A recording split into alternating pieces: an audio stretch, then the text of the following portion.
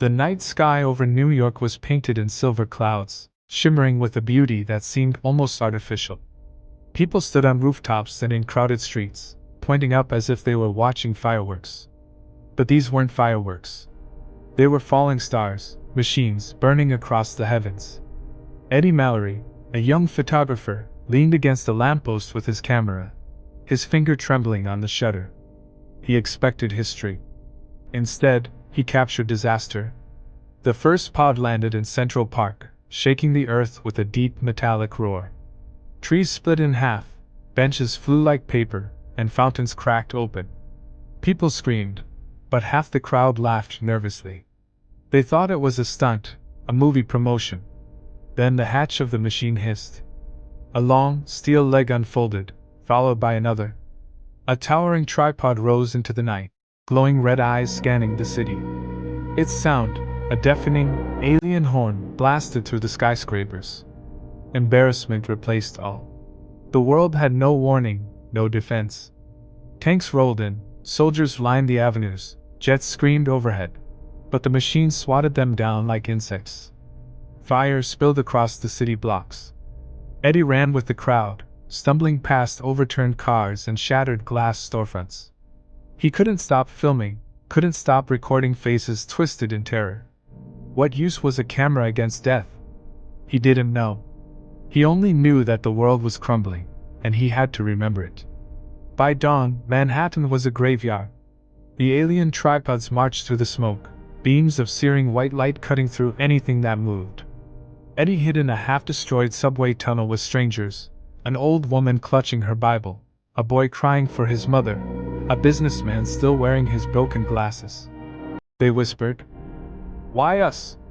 Why here? Why now?" But no one had answers. The invasion was global. London, Paris, Tokyo, all burning. Humanity wasn't just losing. Humanity wasn't even fighting back. It was humiliating.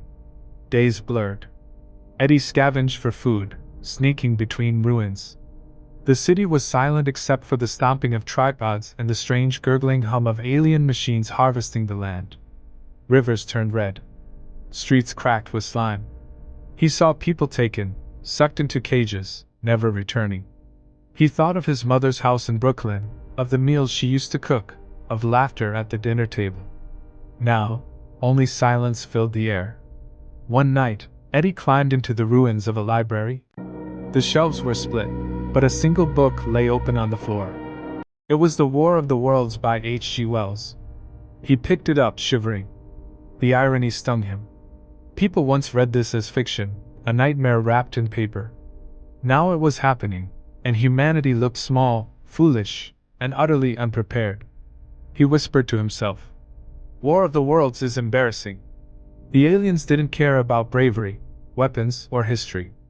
They simply advanced, unstoppable. Cities that took centuries to build fell in hours. Cultures, art, and lives reduced to dust. But then, something changed. On the 10th day, Eddie crept to the surface again. He saw a tripod stumble. Its movement slowed. Smoke poured from vents in its metal chest.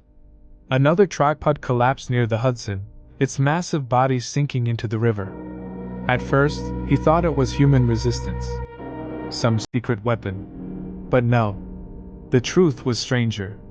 The invincible machines were dying, not from bombs, not from bullets, but from Earth itself. The air, the germs, the microscopic life that humans had battled for centuries, the aliens could not withstand it.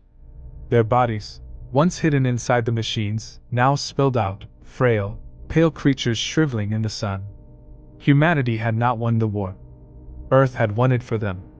By the third week, the tripods lay silent across the city, monuments of failure. The streets were filled with survivors crawling out of shadows, dazed, broken, but alive. Eddie stood on a ruined bridge, camera still in his hands, staring at the wreckage of an alien machine. He raised the lens one last time and whispered, "Maybe survival isn't glory. Maybe it's just embarrassing."